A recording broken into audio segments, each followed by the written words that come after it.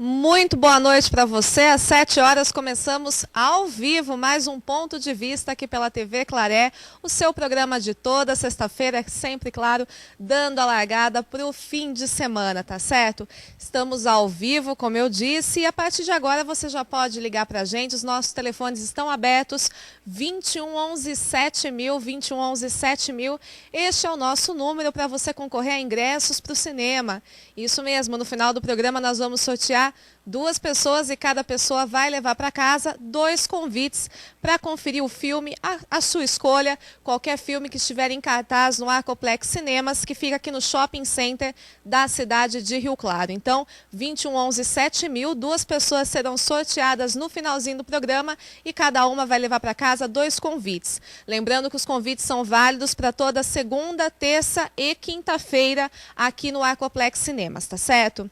Estamos também, olha gente, essa é a última semana, isso mesmo, semana que vem, próxima sexta-feira, vai ter o sorteio da Sodier Doces, isso mesmo, cadê as imagens dos bolos da Sodier para a gente mostrar para o nosso público aí? Gente, a Sodier Doces traz esses bolos maravilhosos e os aniversariantes do mês de abril vão estar concorrendo a um bolo de 1,5 kg que nós vamos sortear semana que vem aqui no programa, tá certo? Então, se você faz aniversário no mês de abril ou tem alguém da sua família que faz aniversário entre o dia 1º e o dia 30 de abril, ligue e deixe o seu nome, o seu bairro e o telefone. Lembrando que tem que ser aniversariante do mês de abril, porque quando vier buscar o bolo vai ter que apresentar o RG. Então, não vale aí querer burlar as regras, tá bom? Então, 21 11 7000, quem ligou nas últimas semanas, tá certo? O nome já está guardadinho. Quiser ligar de novo para concorrer, para deixar mais uma vez o nome, pode também. Então, tem também esse sorteio da Sodier Doces, mas é só na semana que vem, tá certo? A gente também está no Facebook com o grupo Ponto de Vista e também tem o nosso e-mail pontodevista@tvclaré.com.br para você mandar sugestões, tá certo? Esse programa, é claro, eu sempre conto com a participação, com a colaboração de grandes profissionais aqui da cidade de Rio Claro e de toda a região. E hoje, participando comigo, eu tenho 3 convidados que foram muito simpáticos em aceitar esse convite aqui. São profissionais que conhecem sobre o tema que nós vamos tratar aqui no programa hoje. O tema é polêmico, então eu vou começar apresentando eles. Primeiro, a mulher que está fazendo a companhia aqui para mim hoje. Eu vou dar boa noite para ela, para Ione Helena Bernardo, presidente do CMDCA aqui da cidade de Rio Claro. Ione, seja bem-vinda. Obrigada por estar aqui comigo nessa noite. Eu que agradeço. Boa noite, muito obrigada. Boa noite para você. Junto comigo também, ele que também já é figurinha carimbada aqui no programa, sempre está aqui comigo participando. Ele que é o gerente da Aldan, é o Luiz Jardim. Luiz, seja bem-vindo novamente. Uma ótima noite de sexta-feira para você. Obrigada. Para você também. Muito obrigado de novo pelo convite. Estou sempre à sua disposição. Completando este time junto comigo nesta noite, ele que é polêmico aqui na cidade de Rio Claro, responsável pelo site Guia Rio Claro, é o jornalista Carlos Marques. Carlos, obrigada pelo convite, por ter aceito esse convite. Boa noite para você também. Boa noite, Vlada. Boa noite, telespectador. É sempre um prazer estar aqui com vocês e espero estar mais vezes. Muito obrigado. Obrigada a você, muito bem. Então temos essas 3 pessoas neste time aqui hoje. Já também Renato Marafon não está aqui, mas está acompanhando a gente de casa. Já ele vem com o Cine Agenda, apresentando 5 estreias das telonas para a gente. Então hoje também tem Renato Marafon, daqui a pouquinho no programa Ponto de Vista, tá certo? Bom, gente, como vocês sabem, toda semana eu sempre trago um assunto que é destaque na mídia, na imprensa, na televisão, nos jornais. É assunto que dá o que falar, que sempre está nas rodas de conversa. Então, essa semana, muito se discutiu sobre a questão da maioridade penal e tudo isso acabou sendo desencadeado por um crime que aconteceu... Mais um crime, né, que aconteceu contra um adolescente e praticado também por um adolescente. Então, a gente vai conferir primeiro um vídeo que vai mostrar para a gente, fazer um resuminho do que a gente vai falar aqui hoje. Vamos conferir. 15 segundos e um tiro na cabeça. Foi o tempo do assalto que terminou com a morte de Vitor Hugo Deppmann, de 19 anos. As imagens da câmera de segurança mostram que Vitor estava sendo seguido. Aparentemente nervoso, o ladrão segura o braço do estudante e tenta arrancar o celular das mãos do garoto. Mesmo entregando o aparelho, Vitor foi atingido por um tiro na cabeça. Ele havia acabado de conversar com a mãe. Eu estava jantando com o meu outro filho e meu marido, escutei um estampido, aí o meu marido falou, eu acho que é tiro. Eu falei, acho que não, acho que deve ser bombinha, as crianças brincando. Aí já ligaram da portaria falando que ele estava caído na porta do prédio. Pela imagem aproximada é possível ver características do atirador. Ele é moreno e mede cerca de 1,70 m. Vitor fazia faculdade de rádio e TV pela manhã. À tarde, trabalhava como estagiário na Rede TV e só voltava para casa à noite de metrô. Ele queria ser comentarista esportivo, mostrando o lado do esporte de uma forma mais divertida. Um garoto doce, estudioso, trabalhador. O marginal simplesmente atirou. Os colegas que conviveram com Vitor por quase um ano lembram do amigo. Ele bem responsável, mostrava que gostava muito do que fazia, corria atrás, esforçado. Bom, gente, essa foi a reportagem aí sobre a morte do estudante Vitor Hugo, de 19 anos. Morte essa provocada por um adolescente de 17 anos na época. E através desse crime, o governador do estado de São Paulo, Geraldo Alckmin, levou até o Congresso um projeto que altera algumas coisas no ECA, que é o Estatuto da Criança e do Adolescente, né? Então, algumas mudanças estão sendo previstas ou propostas aí pelo nosso governador Geraldo Alckmin, e isso é o que tem gerado muita discussão, muito debate, muitas opiniões a favor, muitas opiniões contra, né? Então, a gente vai discutir um pouquinho isso com os nossos convidados aqui, com a Ione, com o Luiz Jardim, com o Carlos Marques.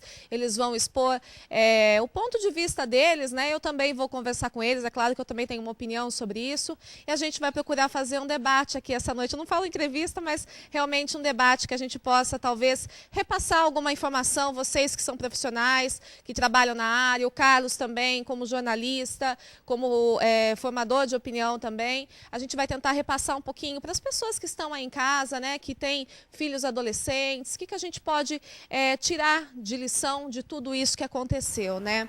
Ione, quando você ficou sabendo que o governador foi lá levar essa alteração no Congresso, pedir algumas alterações, como, por exemplo, que a pena mínima na Fundação Casa passe de 3 para 8 anos, como que você viu essa posição dele diante de mais um crime que realmente tomou repercussão nacional, assim, né? Eu vejo com uma certa preocupação. Eu acho que tem que... as medidas que devem ser tomadas com cautelas, estudadas, porque o ECA não saiu de uma situação ímpar, né? Foi estudada, ela veio, e o ECA saiu a partir de uma Constituição para poder depois estabelecer normas e leis para crianças e adolescentes. Eu acredito que realmente é um fato muito preocupante, porém, eu penso que políticas públicas devem ser trabalhadas e implementadas, trabalhando sempre a prevenção. Então, o fato é preocupante, é uma tragédia na vida de qualquer família. Não sou contra penalizar ou colocar o adolescente para se cumprir uma medida socioeducativa de internação. Sou a favor. Porém, eu acredito que não são fatos isolados que vão fazer uma mudança tão significativa no ECA. Então, deve ser, sim, estudado e viabilizado situações para que seja cumprido da forma adequada. O que mais pegou nessa história, né? Vou falar com o Luiz Jardim agora. O que mais pegou, né, Luiz, foi o fato da pessoa que cometeu o crime ali ter 17 anos e completado 18 2 dias depois. Quer dizer, ele foi julgado como menor, mas acabou completando 18 anos, ficando maior de idade, como as pessoas falam, né? 2 dias depois. Então, isso gerou uma comoção na sociedade, falando, meu Deus, como que ele pode ser julgado de forma tão diferente e agora já está com 18 anos, né? Isso foi o que mais pegou nessa história, né, Luiz? Talvez se ele tivesse, eu acredito, acho que 16 anos não teria tido tanta repercussão como aconteceu isso, né? Nós já vimos casos de adolescentes cometendo o mesmo crime com 12. Não é esse o problema de verdade. Eu acompanho o raciocínio aqui da Ione. O que eu enxergo é assim, nós precisamos ver dentro da estrutura que esse rapaz que cometeu o crime viveu, o que ele participou, o que ele presenciou, qual foi a vida dele. Depois nós podemos julgar ele pelo que ele cometeu. Se vai mudar, como o governador quer que mude, ou pense em mudar, quer dizer, vai mandar para o Congresso, né? Se vai mudar para aumentar a pena para quem comete um crime como esse, por exemplo, que o garoto não pôde se defender, ele entregou o celular, mesmo assim ainda levou um tiro. Ou não, aí são os legisladores que vão resolver. Nesse momento, ele tinha 17 anos, 11 meses e 28 dias, então ele ainda cumpre uma medida socioeducativa de internação. Isso é a lei de hoje. Agora, nós concordamos totalmente com a lei de hoje? Não, mas também não concordo que se deva reduzir a maioridade penal de 18 para 16, pura e simplesmente como sendo uma solução mágica que vem com uma varinha ou com uma vassourinha, que simplesmente joga todos para dentro do presídio, que atualmente tem se mostrado uma fábrica de novos meliantes, e esquecer tudo que é feito hoje na Fundação Casa, por exemplo. Então, na Fundação Casa ele vai ter aula, já falei isso para você diversas vezes aqui, Vlada. Ele começa às 6 horas da manhã e termina às 10 da noite com atividade. No presídio, pelas notícias que nós temos, ele vai ficar dentro de uma cadeia, dentro de uma cela, sem fazer nada. A não ser que ele vá para um centro de ressocialização, ou algo que está se pensando em fazer. Mas, assim, no momento, eu acho que é reduzir a maioridade penal, pura e simplesmente, para poder jogar para debaixo do tapete a sujeira, nós temos que olhar o que nós estamos fazendo aqui primeiro. Eu vou aproveitar que você citou a questão da redução da maioridade penal, né? Que isso foi um assunto muito discutido essa semana, de 18 para 16 anos. Eu estou com o jornal Folha de São Paulo aqui nas minhas mãos. De quarta-feira, o jornal trouxe uma pesquisa feita pela Datafolha, inclusive para facilitar, para que vocês possam ver como é essa pesquisa, a gente vai colocar o gráfico para vocês agora na tela, que 93% dos paulistanos, segundo a pesquisa da Datafolha, querem a redução da maioridade penal, né? Então, os entrevistados, eles defendem que jovem de 16 anos responda por crimes. Até mesmo aqui nessa pesquisa, a gente vê que em 2003 ela foi feita, que 83% era a favor, ela foi refeita 3 anos depois, em 2006, com 88% a favor, e agora, mais uma vez, foi perguntado às pessoas, à população na rua, e 93% são a favor, né? Carlos Marques, diante desse clamor, vamos se dizer, de acordo com essa pesquisa aqui, vamos deixar claro, né? Como que você vê isso? Porque a hora que o Luiz Jardim estava falando que não era a favor dessa redução, você estava balançando a cabeça e concordando também. Qual que é o seu ponto de vista em relação a isso? Veja bem, eu acho que você ataca a causa, o resultado e não a causa. Né? E essa postura do governador Geraldo Alckmin, para mim, é populista. Ele seguiu essa pesquisa, na verdade. Eu acho que tem uma movimentação política já pensando em 2014. Então, que político não quer estar a favor ou dizer que representa a vontade da população? Como já disseram, toda a maioria é burra. Né? Então, eu vejo problemas sérios aí, porque hoje, como o Luiz estava colocando para nós aqui, nós temos um sistema que funciona bem ou mal, que está sendo implantado, que não foi totalmente colocado em prática, como estava dizendo a nossa companheira aqui. Porém, mudar essa regra do jogo, você colocaria um menor aonde? Na cadeia? Ele entra mais cedo e sai mais cedo, formado no crime? Por quê? Porque hoje todo brasileiro pode matar um.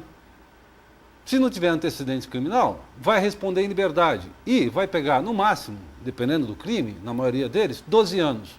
Cumpriu 3, 4 anos, está na rua. Então, essa discussão, para mim, ela está deslocada. Eu acho que nós temos que discutir um código que é muito antigo, está ultrapassado, o Código Civil, o Código Penal, como um todo. E não uma solução que, aparentemente, parece resolver um problema que é de opinião pública.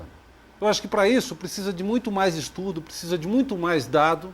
Até porque também se coloca que o menor é utilizado pelas quadrilhas, porque diante dessa condição dele não ser condenável pelo Código Civil, ele é usado como mula para muitas coisas. Mas nesse crime... às vezes é a própria fonte de renda da família.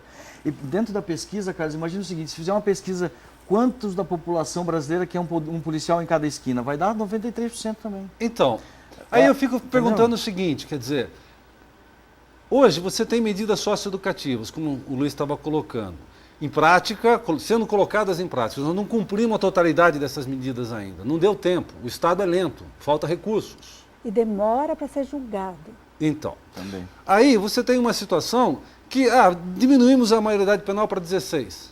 Quem vão ser usados? Os de 12, 13, 14? Sem dúvida. Já estão sendo. Já estão sendo.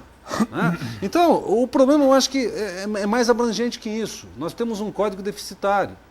Uma situação que leva a termos uma insegurança gerada pela impunidade, de certa forma, ou por uma aplicação da punição de forma incompleta. Né? As cadeias hoje são domínio do crime, eu diria. Nem o governador tem controle do que está acontecendo lá dentro.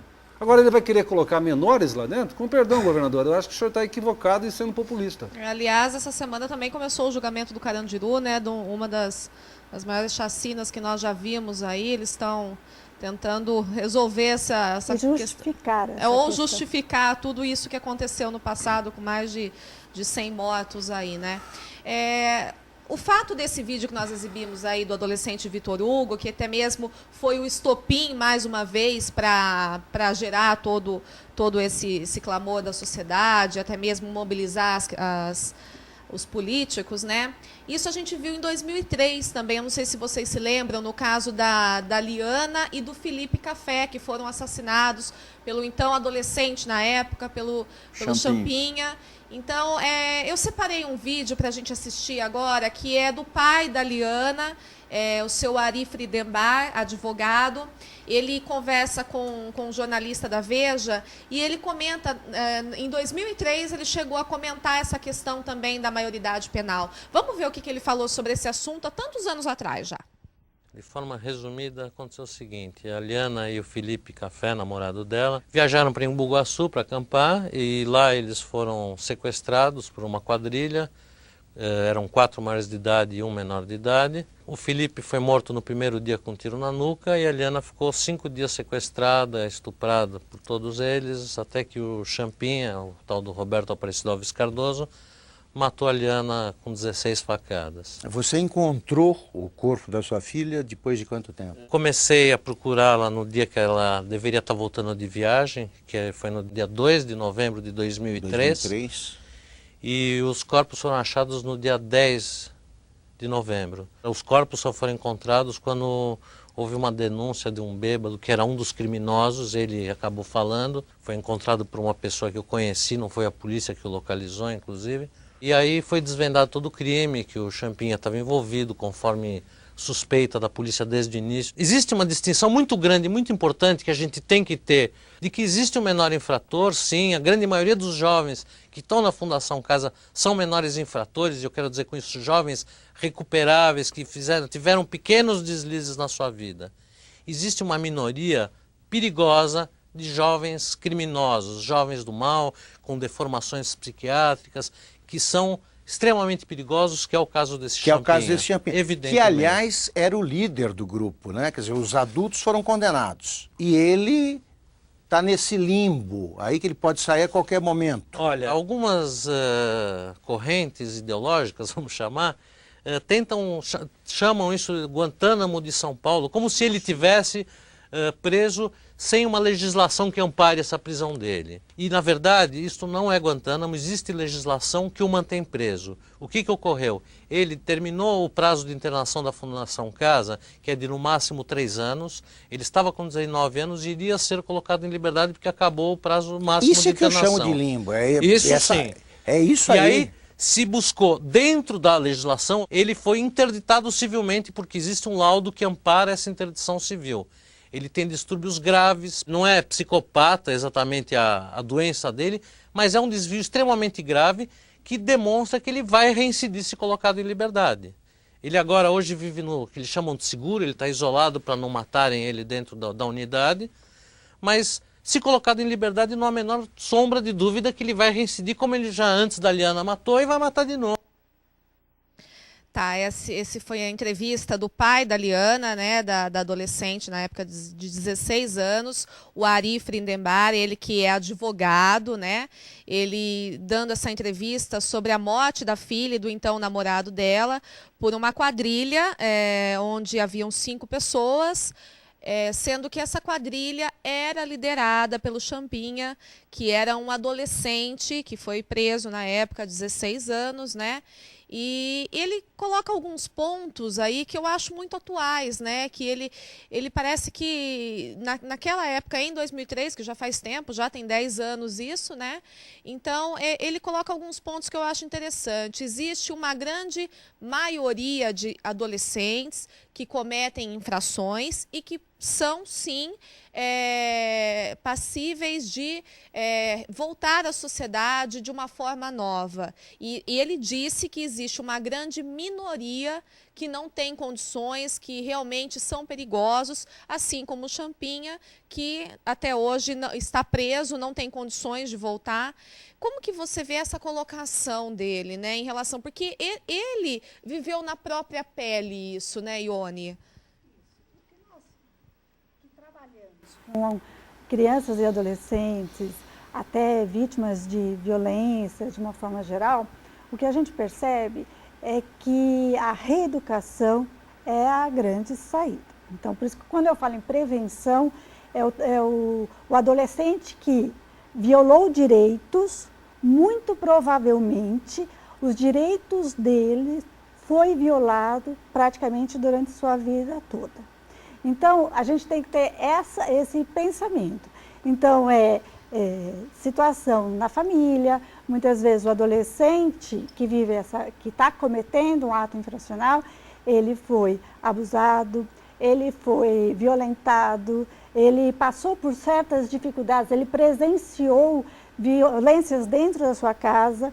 Então, o exemplo que ele viveu, ele acaba reproduzindo. Agora tem casos também, desculpa só te interromper, Ione, que a gente trabalha aqui, a gente tem até mesmo um programa policial na emissora, que às vezes muitos adolescentes vêm de famílias de uma índole incrível e que infelizmente amizades acabam distorcendo também, né? Mas não é só a família, o que eu digo é o meio, é a comunidade de uma forma geral. Então, quando eu falo escola, tudo isso tem que dar o apoio para ele ter a educação e a formação, certo? E tanto o apoio para ele como para a família. Eu acredito, sim, que adolescentes que passem por uma medida socioeducativa, seja ela de liberdade assistida ou mesmo de internação, ele vai ter a oportunidade dele se responsabilizar, dele entender que aquilo é uma responsabilização de um ato infracional que ele cometeu e que ele pode, sim, refazer aquela situação e evitar, não ter mais aquele tipo de comportamento. Concordo que existem adolescentes, que nem o Champinha, que aí sim são desvios de condutas e são socialmente, que não têm condição de viver em sociedade, vão viver realmente incomunicáveis. Mas eu, trabalhando com adolescente, acredito sim que na sua ressocialização, na sua reeducação, tanto o adolescente como a família, como a comunidade, tem que dar, sim, a oportunidade. Tem um ponto que eu acho que é importante, que nós não estamos falando aí, que é assim, a família, a Ione falou de família, Ione, nós falamos a respeito de cometer crime, não cometer crime, o meio em que vive, mas nós não podemos esquecer que nós vivemos uma sociedade muito consumista. Você citou agora uma situação onde tem famílias extremamente estruturadas, mas que, por vezes, ela tem uma estrutura que lhe cabe e apresenta para o filho a estrutura que lhe cabe. Chega no momento ele não consegue mais preencher aquela vontade que o filho tem de ter algo diferente do que lhe cabe. Aí ele pode ter os melhores amigos do mundo. Só que os melhores amigos dele frequentam altas rodas sociais que ele não pode frequentar, compram roupas das marcas que ele não pode comprar, e aí ele acha que o meio é o roubo ou o crime, entendeu? Então isso também faz diferença. Mas voltando no que a Ione estava falando, a recuperação ainda continua sendo muito viável. muito viável. O trabalho nosso, nós acreditamos muito. Eu já falei isso, que se eu não acreditasse no que eu estou fazendo, eu não continuaria lá. Muitos me chamam de louco, porque cuidar daquilo não é fácil, mas a Ione sabe muito bem disso, que ela lida com a liberdade assistida. O que eu achei interessantíssimo é que o que o doutor ali falou é extremamente atual. É assim, se ele fez uma leitura há 10 anos atrás do que hoje a gente ainda vive hoje. Nós temos adolescentes ainda internados na Fundação Casa, que são casos que são psiquiátricos. Eu briguei muito, e aí tem outras pessoas que brigaram junto comigo aqui em Rio Claro, pela instalação do CAPS Infantil, que é o Centro de Atenção Psicossocial Infanto-Juvenil, CAPSI, né? Esse é um problema que, para nós, da Fundação Casa, era uma urgência. Por quê? Nós temos lá adolescentes que são surtados. Eles são surtados. Nós tivemos um caso de um adolescente que cometeu um crime em Ipeúna, em que depois que o psiquiatra interveio, ele se encontrou, primeiro ele tomou remédios demais, é claro, o psiquiatra vai consertando as doses. Quando ele estava lá depois de 8, 9 meses, ele só tirava 10. Era 10 em matemática, 10 em português, 10, ele não ia bem em inglês, o resto ele ia tudo. Então, qual era o problema dele? Ele matou uma pessoa, mas ele não era ele naquele momento. Entendeu? É difícil talvez explicar para vocês, porque eu vivi com ele 1 ano e 2 meses. Mas é assim, ele não era ele naquela hora que ele cometeu o crime. Ele era uma outra pessoa que dependia de uma medicação para controlar o verdadeiro ele. O que é difícil é explicar isso para quem perdeu, né? Exatamente. Né, Luiz? Só quem que é da família realmente, agora, sempre quando acontece quando acontece isso é difícil. Agora, quando a gente percebe que isso existe, nós temos que cuidar da saúde mental. E aí Rio Claro tem dado exemplo agora. Rio Claro foi a primeira cidade no interior do estado de São Paulo a ter CAPS 3, CAPS, é um Centro de Atenção Psicossocial. E eu acho que nós estamos sendo uma das primeiras também a ter o CAPS infantil. Isso é muito importante. Então, nós estamos pensando nisso. Agora, nós temos que pensar nas políticas públicas que vão levar nos bairros saúde, educação, cultura, lazer, esporte. Se você tiver essas 5 coisas e um CRAS, né? Vamos lá, vamos colocar um CRAS e mais essas 5 coisas, não precisa de polícia, gente. Não precisa, nós não precisamos de polícia. Eu queria pegar um gancho no que você falou, Luiz, porque o que a gente está vivendo, na minha forma de ver, também é uma banalização de valores, né? Muito. Porque nós vimos ali um crime por causa de um celular. Uhum. Tive aqui da última vez e, olha, não é uma questão de classe social. Não. A desestruturação da família, ela está acontecendo de uma forma generalizada.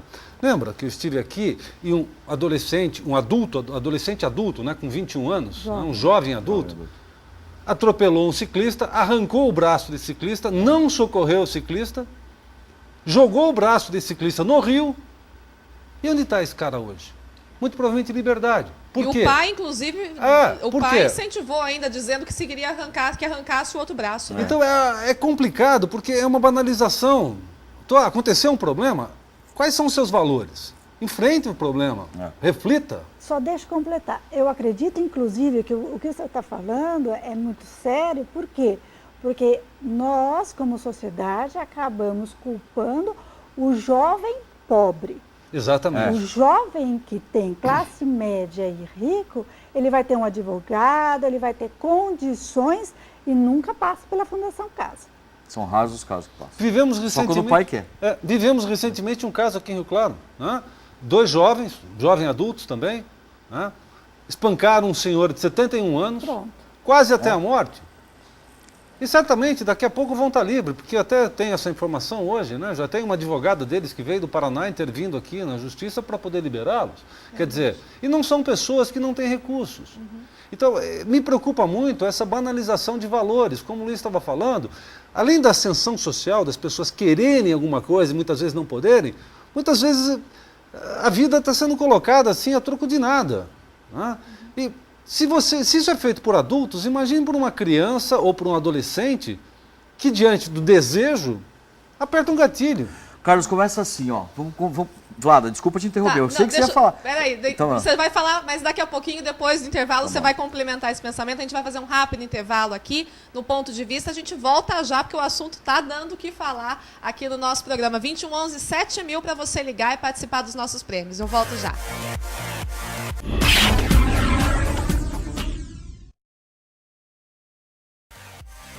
Estamos de volta ao vivo aqui pela TV Claré com o Ponto de Vista, o seu programa de toda sexta-feira aqui nesta emissora, tá certo? Estamos ao vivo, 2111-7000, daqui a pouquinho tem sorteio de ingressos para o cinema. Neste mesmo número, você liga para concorrer ao bolo da Sodier. O sorteio é semana que vem. Este presente é para os aniversariantes do mês de abril, tá certo? Então ligue para a gente, 2111-7000. Hoje eu estou recebendo a Ione, o Luiz Jardim e também o Carlos Marques. A gente está conversando um pouquinho sobre maioridade penal, sobre toda essa polêmica que aconteceu essa semana, o governador Geraldo Alckmin levando até o Congresso um projeto para alteração do Estatuto da Criança e do Adolescente, a morte de um jovem por um menor de idade, que fez 18 anos 2 dias depois, enfim, toda essa polêmica. Luiz, você estava completando no último bloco, faço questão que você complemente a questão. Você ia falar alguma coisa de questão de álcool, de tráfico? Eu acho que nós precisamos começar por aí. Eu acho nós precisamos pensar no que leva o jovem a entrar no mundo do crime, né? Uma coisa é o álcool. Eu percebo que quando a gente bebe, a gente fica mais empolgado, né? Mesmo para falar, ou a cabeça da gente fica mais leve, solta e começa a achar que é diferente do que é a nossa realidade. Eu acho que o álcool, nós tínhamos combatido. Primeiro, eu acho que nós devíamos começar aqui em Rio Claro mesmo. Nós estamos falando muito de lei federal, lei estadual e tal, mas Rio Claro, nós devíamos ter ações pontuais para o combate do álcool aos menores de 18 anos. Forte. Não precisa ser nenhum expert para passar aí nos postos da vida de noite ou sábado de manhã. Você sair de casa sábado, 6 horas da manhã, você vai ver um monte. A turma que saiu na sexta não foi dormir ainda. Exatamente. Se você sair no domingo de manhã, que às vezes acontece, eu às vezes vou trabalhar sábado de manhã, domingo de manhã, então eu tenho que estar lá às 6 horas da manhã no caso da escola, eu vou passar no posto tomar um café, tem jovem que está bebendo, né? Ainda que não foi para casa. Isso nós estamos... E aí, quem que cuida disso, né? É a polícia que cuida disso? Ou são os alvarás que devem ser caçados? Ou qual é o caminho? Vamos pensar nós aqui o que fazer primeiro. Se a gente resolver aqui, aí as coisas vão mudando. Não, ele não muda do álcool para a droga. Se ele mudou do álcool para a droga, qual é a intervenção que a família faz quando descobre alguma coisa? Ninguém vai me dizer que não percebe que o filho está usando ou está participando de uma rodinha. É que a gente entende, às vezes, que os pais, eles não querem acreditar naquilo, né? Os pais talvez percebem, alguns tomam as providências, outros já preferem tapar os olhos. Meu Deus, isso não está acontecendo na minha casa, né? Isso então, acontece, mas se o pai tiver dúvida e falar assim, ó, escuta aqui, moleque, se você estiver usando, eu vou te levar na polícia. Se você estiver usando, eu vou chamar uma policial para te investigar. Eu quero ver se ele vai fazer isso. Ele pode até um dia experimentar. Ó, pai, é o seguinte, eu quero experimentar. Então tá, então nós vamos fazer isso controladamente. Vamos procurar quem sabe, vamos lá no CAPS, vamos entender. Você quer experimentar? Tudo bem. Mas vai procurar ajuda primeiro, saber o que você está fazendo. Antes de saber o que você está fazendo, não faça isso. Mas o pai tem que orientar, a mãe, seja lá, ou que seja a família extensiva, que hoje a gente trabalha muito a família extensiva, né, Ione? Sim. Nós não podemos mais acreditar, o núcleo familiar, infelizmente, eu sou católico e eu acho que isso é um pecado. Nós sempre acreditamos que o núcleo familiar, pai, mãe, filhos, deveria existir constantemente. Mas hoje a gente percebe que há uma necessidade muito grande da família extensiva. Tem tios e tias que influenciam muito mais positivamente um adolescente do que o próprio pai e a mãe. Tem ainda aqueles outros como os primos, colegas de escola que ainda influenciam às vezes mais positivamente do que o próprio pai e a mãe. Então essas pessoas têm que fazer parte da vida do adolescente, entendeu? E baixar esse problema do álcool e das drogas. Ô Carlos, a gente está recebendo vários comentários aqui, né? Eu vou ler alguns deles aqui. Gente, obrigada pela participação. Eu sei que o assunto é muito polêmico, a gente respeita a opinião de cada um, a gente entende isso até mesmo, né? O Marcos da Santa Cruz está dizendo que é sim favorável à redução da maioridade penal, que o Estado tem obrigação de avaliar a capacidade psicológica dos adolescentes. Então, Marcos, está aqui a sua opinião. Obrigada pela sua participação. Eu vou aproveitar também o recadinho aqui do Joaquim, da Vila Paulista, que ele está dizendo o seguinte, que só no Brasil que pessoa de 16 anos não vai para a cadeia, que o menor deveria assumir o crime que praticou. Daí, assim, antes... Pode falar, Carlos. Eu só queria completar o que ele está falando. Só no Brasil também, os adultos bebem na rua. É verdade. Quer dizer, como eu posso exigir do meu filho um comportamento se eu, como pai, mostro para ele que sou o bom e bebo à vontade, bebo em casa, bebo no churrasco, chego bêbado. Quer dizer, o comportamento do adulto o comportamento influencia muito mais que 1000 palavras. É verdade. Então, pela rua, você passa e vê adulto bebendo em calçada, vê adulto bebendo em qualquer lugar. Adulto levando criança ao bar. Isso, nos Estados Unidos, por exemplo, você não pode beber na rua. Em vários países da Europa, na Holanda, que é um país extremamente liberal. Sim, lá você tem seringa, se você for um drogado cadastrado no governo, você recebe seringa para usar a sua droga. Mesmo lá, o adulto não pode beber na rua. Eu morei nos Estados Unidos e é engraçado, cara, lá eles tiveram a lei seca, né? Sim.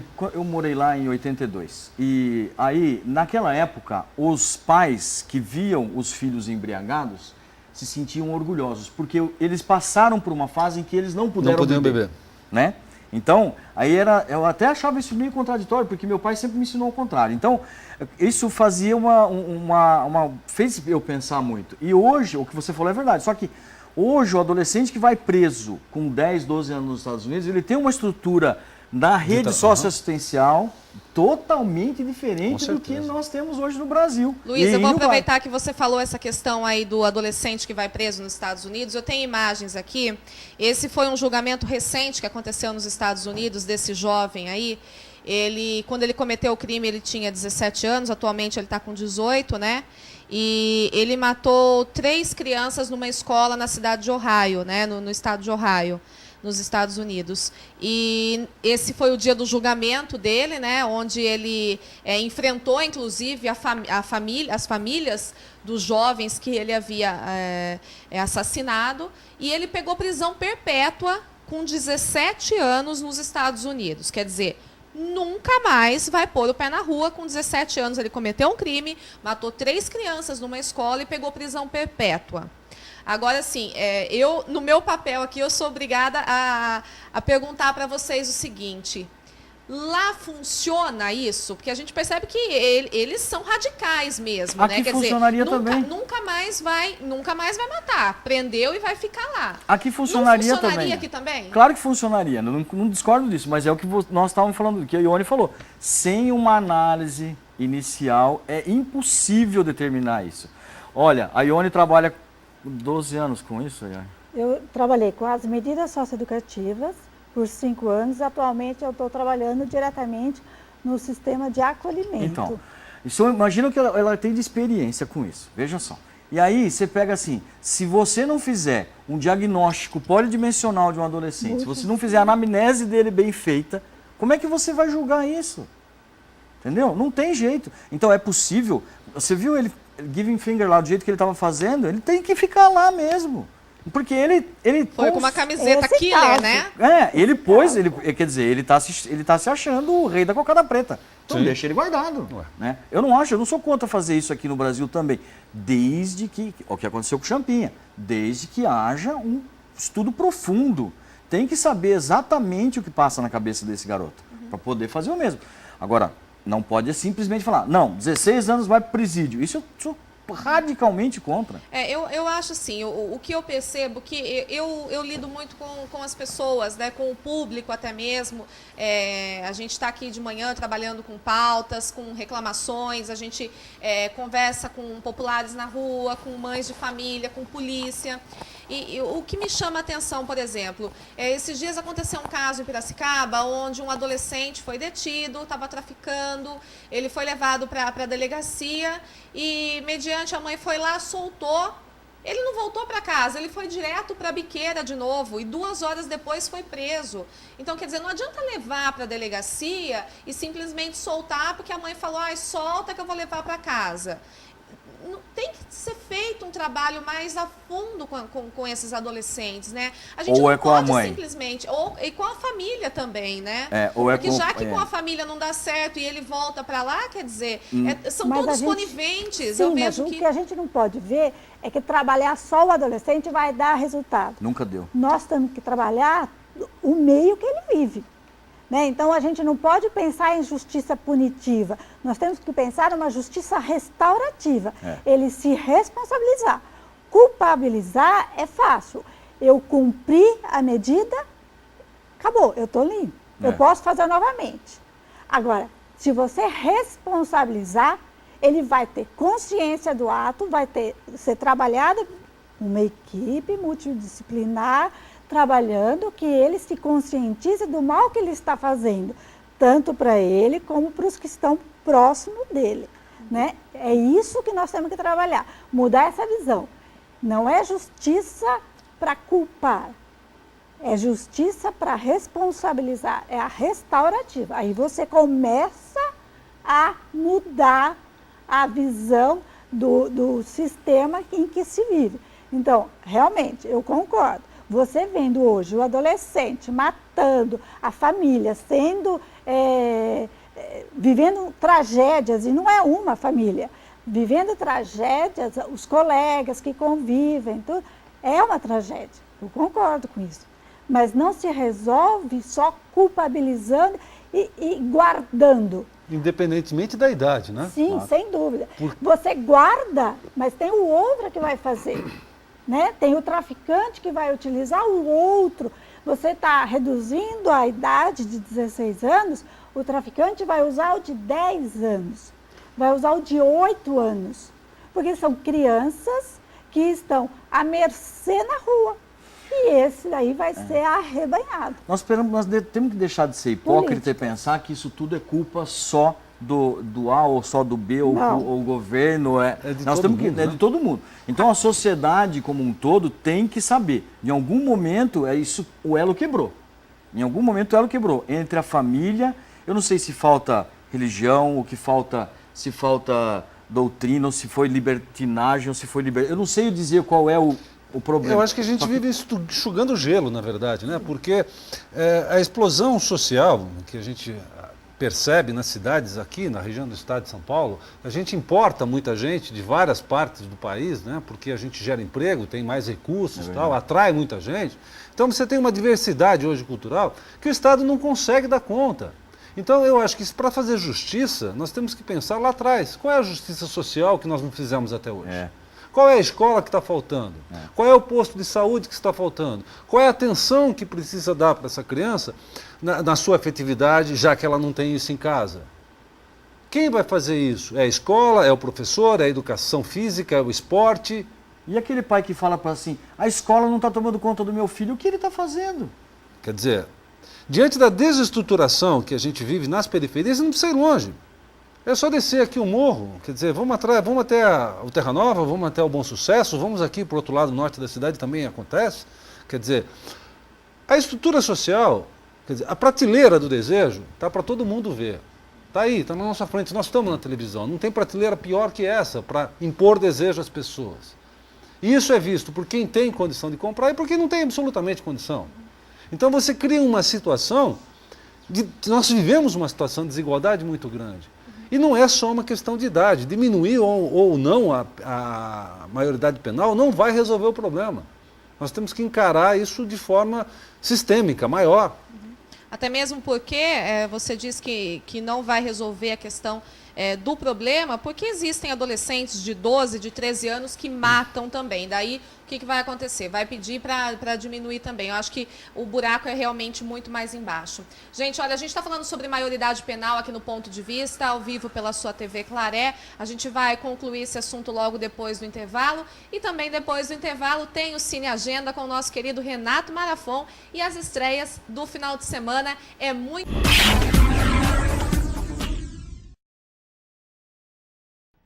Estamos de volta ao vivo aqui pela TV Claré, agora faltando 10 minutinhos para as 8 horas da noite, estamos chegando no finalzinho do nosso programa, mas antes, é claro, você não pode deixar de assistir junto comigo Renato Marafon e as dicas do Cinepop, é o Cine Agenda aqui na TV Claré no Ponto de Vista.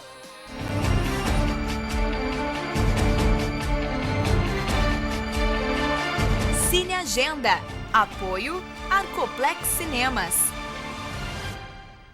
Olá pessoal, bem-vindos a mais um Cine Agenda.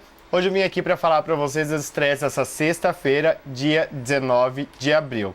A maior estreia delas é um dos filmes mais aguardados desse ano, que é A Morte do Demônio, refilmagem do filme clássico de 1981, dirigido por Sam Raimi, que depois veio dirigir a trilogia Homem-Aranha. É um filme de terror fantástico que volta às raízes do gênero que se perdeu nos últimos anos em Hollywood. Os estúdios, procurando mais público, acabaram baixando a classificação indicativa dos filmes e, com isso, perdeu o sangue, perdeu a violência e um pouco do terror.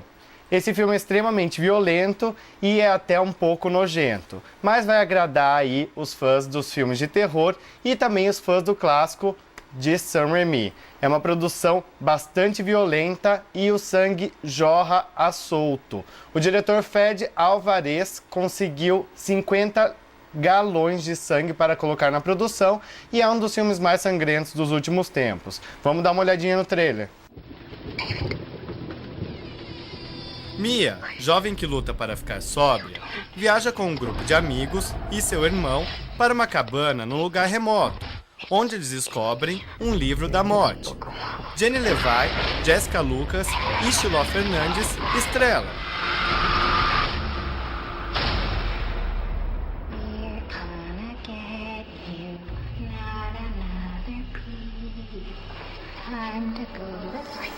Pessoal, quem não gosta de filmes de terror também tem um romance estreando nessa sexta-feira nos cinemas, que é a adaptação do livro Um Porto Seguro, escrito pelo Nicholas Park, mesmo autor de Querido John e Diários de uma Paixão. O filme é estrelado pelo Josh Duhamel e pela Julianne Hough e acompanha uma mulher misteriosa que chega numa cidade e acaba encontrando o amor de sua vida, mas tem vários segredos do passado que acompanham ela nessa jornada. Lance Armstrong dirige a produção. Uma jovem com passado misterioso chega à cidade de Southport. No local, ela se envolve com um viúvo e acaba sendo obrigada a enfrentar o obscuro segredo que a persegue.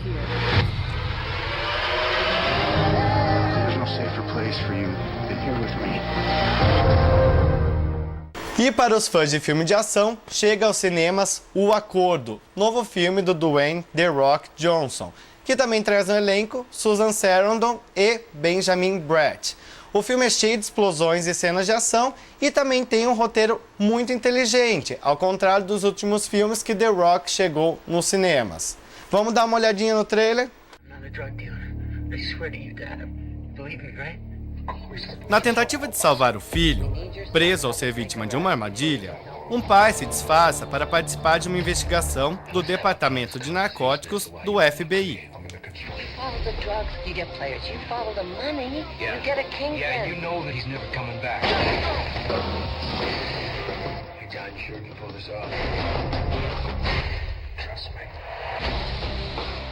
E também tem filme de drama estreando nessa sexta-feira. É Ginger e Rosa, estrelado pela Elle Fanning. Vamos conferir um trecho? A relação de duas amigas inseparáveis, na Londres do início dos anos 60, é abalada por eventos marcantes, como a Revolução Sexual e a Guerra Fria.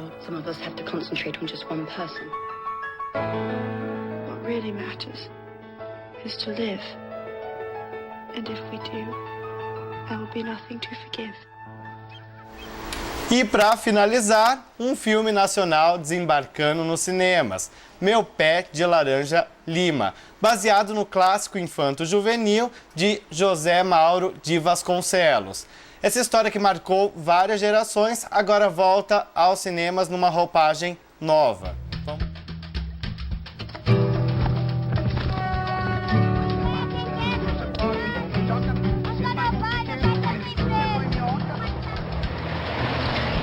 carrão, hein? Um dia eu ainda vou morcegar nesse carro importuno. Vermezinho de uma figa, um mal parido tentando me enganar. Estão batendo demais nele. José Zé só sossega quando apanha.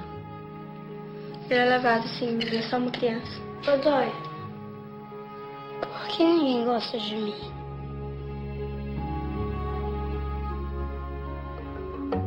Sai daí, moleque! O que é que houve? Foi uma manga. Manga no furo pé. Foi um caco de vidro. Que tu leva pra escola? Não dá. Todo mundo viu você me batendo. Então te deixo na esquina, perto da escola. Mas a gente é inimigo. Aposto que nunca andaste em um carro mágico. Acho que eu peguei um peixe. Cuidado! Uma caneta de família, uma herança. Herança? Quando uma coisa passa de pai para filho. Ah, Zezé, por que você não me leva junto pra longe daqui? Igual você faz com o Luiz. Luiz!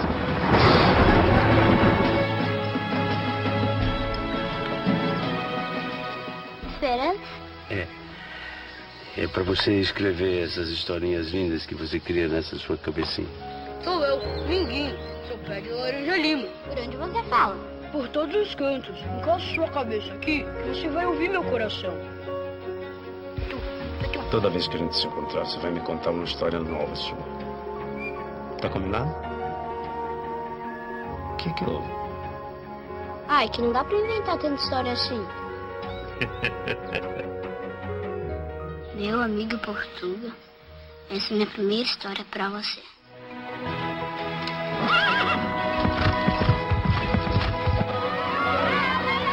Olha lá, amiguinho. Um dia eu vou sair daqui. Eu vou lá pra cidade grande. É isso aí, pessoal. Essas foram as estreias dessa sexta-feira, dia 19 de abril. Um fim de semana recheado de estreias para todos os gostos. E na próxima semana eu volto aqui para falar, na minha opinião, a estreia mais esperada desse ano, Homem de Ferro 3. Trilogia estrelada pelo Robert Downey Jr. e pela Gwyneth Paltrow. Eu vou assistir o filme essa semana e já vou estar aqui comentando o que eu achei dessa produção milionária da Marvel. Então fiquem ligados no programa Ponto de Vista e até na próxima semana. Até na próxima semana, Renato Marafon, que está nos assistindo agora ao vivo. Super beijo para você, uma ótima sexta, um ótimo final de semana. Te espero aqui na semana que vem com mais estreias das telonas. E eu tô louca para saber, realmente, essa semana ele foi assistir Homem de Ferro 3 em São Paulo, foi conferir tudo sobre mais essa super produção das telonas. Ele vai estar contando tudo pra gente aqui na próxima sexta-feira, a partir das 7 horas da noite ao vivo. Olha, gente, eu tô com o nome dos vencedores aqui do cinema, então 2 convites para Benedita Prior, da Vila Paulista. Benedita Prior, 2 convites para você, parabéns. E 2 convites também para o Cláudio Degeia, do bairro São Miguel. Cláudio Degeia, do bairro São Miguel, parabéns, 2 convites, vai curtir um cineminha totalmente na faixa, por conta aqui do programa Ponto de Vista e também do Arcoplex Cinemas. Obrigados a todo mundo que participou. Gente, eu estou com muitos recados aqui, realmente o tema é polêmico, o telefone não para de tocar aqui na emissora, todo mundo querendo dar a sua contribuição, dar a sua opinião sobre o tema. Eu prometo, gente, que a gente vai voltar ainda a discutir isso aqui no programa, porque realmente o tempo é curto, né, gente? A gente estava falando aqui durante o Cine Agenda, são tantas coisas para se discutir nisso, né? Não é simplesmente falar, vamos reduzir a maioridade penal, que isso vai resolver o problema. Então, olha, obrigada ao Ramiro do Floridiana, ele está dizendo que está faltando educação de berço, famílias estruturadas. Ramiro, obrigada pela participação. Márcia, Cidade Nova, está perguntando se existe alguma lei para amparar as famílias da vítima. Existe? Não, eu acho que o ECA orienta para que a família tenha assim, um acompanhamento social, da vítima. Mas da vítima, não sei especialmente. Infelizmente, não. Não, né? A gente O que leva a mais violência também. O que leva a mais violência ainda. Infelizmente, isso é uma coisa também que precisa ser discutida e precisa ser mudada rapidamente. Simone Santa Cruz, esporte e cultura para os jovens da periferia. Está falando que está faltando opção. Concordo com você, Simone. Acho que falta muita opção. Obrigada também ao Edinardo, do bairro Cidade Nova. Está perguntando por que demora para mudar a maioridade penal. Infelizmente, isso foge dos nossos poderes aí. Realmente, vamos pensar o que nós estamos fazendo em Rio Claro, né? Realmente. E a Sandra, do Arco-Íris, está dizendo que onde estão os direitos humanos para as famílias que perdem seus entes queridos. É o que a gente acabou de falar. Realmente, Sandra, está faltando esse apoio. Olha, gente, eu tenho inúmeros beijos para mandar aqui. Obrigada, Lalique, a Karina Rosinha, a Flores, que estão sempre parceiras aqui comigo. Ione, muito obrigada pela sua participação aqui no programa. Eu espero receber você num novo bate-papo para a gente realmente poder ampliar mais essa discussão. Realmente 1 hora foi pouco hoje. Foi muito pouco, o tema realmente é muito polêmico, dá para conversar bastante. E eu agradeço mesmo, estou à disposição. No momento que você quiser, agradeço muito o convite e gostei de participar, estou disponível. Gostei muito que você tenha vindo também aqui no meu programa. Desde já, sinta-se convidada para voltar mais vezes. Uma boa noite, bom final de semana. Luiz Jardim, querido, sempre um prazer receber você aqui. Muito obrigada. As portas estão sempre abertas para você, que faz um trabalho belíssimo lá na UDAM. E a gente espera que realmente se encontrem maneiras de amenizar tanto esse problema com esses jovens que estão aí na criminalidade hoje, e também para essas famílias também que perdem os seus entes queridos, assim como a Sandra disse aqui. Concordo, e a gente recebeu convidados. Obrigada, viu? O nosso objetivo na UDAM realmente é esse, amparar famílias mesmo. Carlos Marques, querido, sempre um prazer receber você aqui. Parabéns, acessem Guia Rio Claro. Obrigada pela sua participação mais uma vez, viu? Eu queria aproveitar o gancho do Jardim e fazer um desafio para você. Não importa se você é a favor ou contra a diminuição da maioridade penal, mas o que você pode fazer do lado da sua casa, no teu bairro, naquela pessoa que você conhece, que passa por dificuldades, se envolva. Não espere que o Congresso, que o governador, ou que seja lá quem for, resolva o teu problema. É um problema de todo mundo. Fica o meu convite. Vamos junto. Obrigado, Laura. Obrigada, Carlos. Boa noite, obrigada. Boa noite para vocês também. Um ótimo final de semana. Não temos mais tempo. Um beijo grande, até a próxima sexta, às 7 horas da noite. Tchau, gente.